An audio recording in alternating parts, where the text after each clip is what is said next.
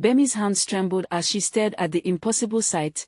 The purse she'd just emptied of all its coins was full again. And in the doorway stood her husband Femi, his eyes fixed on the leather pouch with a hunger she'd never seen before. "Put it down," he whispered. "Put it down right now, Gbemi." But she couldn't move. Because she'd already counted the coins 3 times, and each time there had been more than before.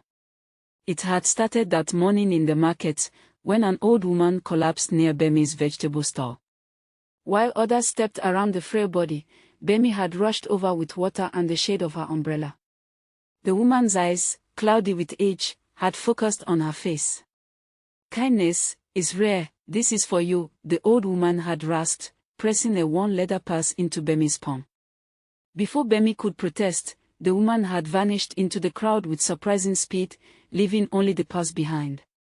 That evening, Gbemi had opened it to find 20 coins inside, enough to buy rice for a week. She'd counted them out to Femi, planning to use them wisely. But when she checked the purse again, there were 20 more. Then 20 more. The purse would not empty. "We're rich," Femi had shouted, grabbing the purse from her hands. "Do you understand? We'll never want for anything again." Gbemi had felt a coldness settle in her chest. "Femi, we don't know what this is. Magic comes with prices." "Prices?" He'd laughed wildly, dumping coins across their small table. "The price was being poor. That price is paid." Through that first week, Femi changed. He bought a fine agbada, then another. He ate at the best butcher in town while Gbemi prepared simple meals at home. He hired workers to run her vegetable stall. "No wife of mine needs to work," he declared, though he visited the store daily to take coins from the purse she'd hidden there. Gbemi watched her husband's eyes grow harder. His friends began to multiply. "Aren't you happy?" he demanded one night. "Look at what we have." "I'm looking at what we've lost," she'd replied softly. He'd stormed out, the magic purse clutched in his fist. That was 3 days ago. At the market that morning, a palm wine seller grabbed Gbemi's hand. "Congratulations on your new house. Bigger than the chief's own." She'd smiled uncertainly, confused, until the woman pointed toward the edge of town. The compound had fresh white walls and a gate of iron. Guards stood at the entrance. When Gbemi gave her name, they laughed. "Oga Femi said no one from his old life follows him here." Gbemi's chest tightened with hurt and rage. She'd walked all this way, swallowing her pride, hoping to reach the man she'd married, and he'd left orders to keep her out like she was nothing. "Tell him his wife is here," she said, her voice shaking. "He knows," one guard replied with a smirk. "He said he'll send for you when he's ready." Something snapped inside Gbemi. She turned away from the gate without another word, her hands clenched into fists, tears of rage burning behind her eyes.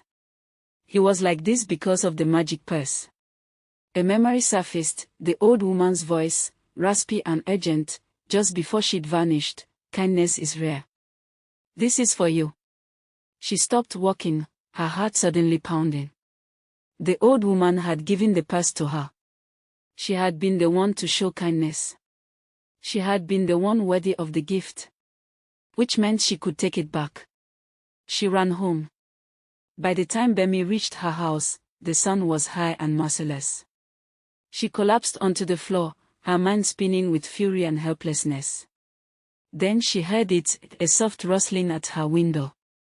A crow sat on the sill, watching her with eyes too intelligent, too knowing. In its beak was a single silver thread. Gbemi's breath caught. She recognized that thread. It was from the old woman's shawl. The crow dropped it at her feet and spoke in a voice like dried leaves. "The gift was yours. The kindness was yours. The choice is yours." Before Gbemi could respond, it flew away. She picked up the thread with trembling fingers. It was warm, almost alive, and as she held it, words formed in her mind like an ancient song. What was given for love can be taken for love. What was stolen for greed will consume the thief. She looked toward Femi's compound in the distance, where wealth glittered like a trap waiting to spring. She had 7 days to decide if the man she'd married was worth saving. For the first time since the guards turned her away, Gbemi smiled, and it was not a kind smile. Gbemi didn't sleep that night. By dawn, her decision was made. If Femi was going to understand what he'd stolen, he needed to see her face when the truth arrived. She stood at his gates, the silver thread coiled in her palm. "Tell Femi his wife demands to see him," she said firmly to the guards. "Tell him he has 6 days." The younger guard laughed. "You can't demand." "Tell him," she interrupted, holding up the thread where it caught the morning light. "Tell him if he refuses, the entire village will know what's coming for him by sunset." The laughter died. The older guard's eyes fixed on the thread, something like fear flickering across his face. "Wait here." 15 minutes crawled by. Then the gate swung open. The compound was obscene up close, gold leaf on every surface, silk curtains that cost more than her house. Servants moved like ghosts, eyes downcast. They led her to a great hall where Femi sat on a chair that might as well have been a throne, surrounded by wealthy merchants. He'd gained weight, lost something in his eyes. Dressed in the finest fabrics but somehow looking smaller than she remembered. "My wife finally visits," Femi announced loudly. "What do you want?" "Money. You should have been kinder when I was poor. Now you come begging." His entourage chuckled. Gbemi walked forward, the silver thread held high where everyone could see. 6 days, she said clearly. Femi's smile wavered.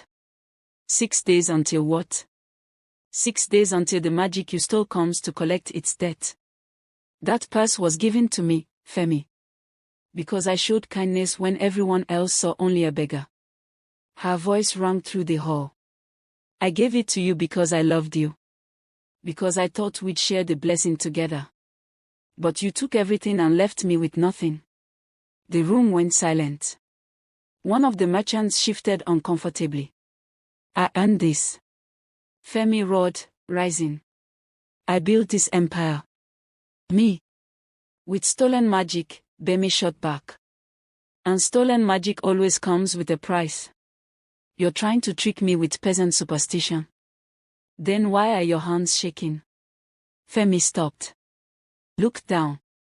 His hands trembled. But worse, in the morning light streaming through the windows, his fingers gleamed with a faint golden sheen. He turned them over, staring. What is this? The first sign, Gbemi said. Gbemi, please. Make it stop. Femi stumbled toward her, but his legs were stiffening, the gold spreading up his calves beneath his fine trousers. I can't. The magic isn't mine to control. It was a gift, and you turned it into a curse. His knees buckled. He crashed to the marble floor, the impact echoing through the hall as the merchants ran away. His golden hands scraped against the stone as he tried to push himself up, but his arms wouldn't bend properly anymore. Please, he gasped, looking up at her. Gbemi, I'm sorry. I'm sorry. Now you're sorry. Now that the consequences have found you. I was wrong. Tears streamed down his face as the gold spread more. After our argument, I was so angry. So scared. You kept talking about being worthy, about the old woman's warning, and all I could think was that you'd give it all away. That we'd stay poor because you were too good. The gold reached his shoulders. He collapsed fully, prostrate on the floor. After I left that night, I told myself I'd come back once I'd made enough. But the money came so fast, Gbemi. People started treating me like I mattered. Like I was worth something. You always mattered to me, Gbemi whispered. I know. But I got lost in it.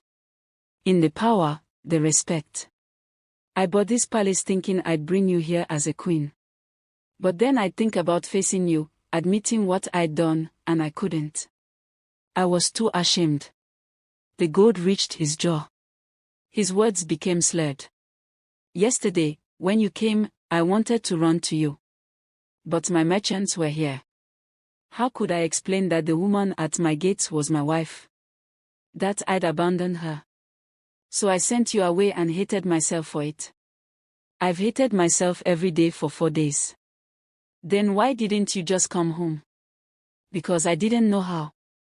The gold covered his mouth, but his words still emerged, distorted and fading. Didn't know how to be the man you married anymore. I was trapped, Gbemi. Trapped by my own choices. Please, the word was barely recognizable. Forgive me. I love you. I've always loved you. Please don't let me die knowing you hate me. The silver thread bent against her palm, quietly asking her to make a choice that would define them both. Gbemi's hand hovered over Femi's golden chest, trembling. One decision. Save the man who'd betrayed her, or let the magic take what it was owed. The thread paused once again. The realization struck her like lightning: the old woman hadn't just given her a purse. She'd given her power. The magic was mine, Gbemi said, her voice steady now. Which means the choice is mine too. She pressed the thread against Femi's golden chest. I choose mercy. Light exploded from her palm. The gold receded, slowly, then faster, color flooding back into Femi's skin. He collapsed, fully human again, gasping and weeping on the cold marble. You saved me, he choked out.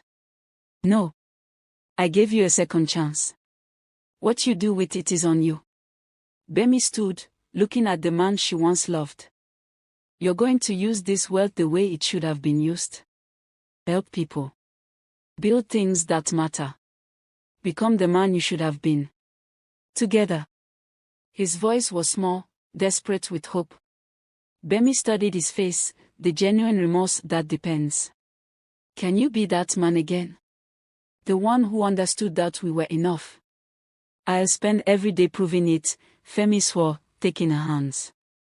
I know I don't deserve this, but I'll make it right. We will start over, Gbemi said carefully. You'll sell this palace. We'll use the money to rebuild the market district. We'll live simply.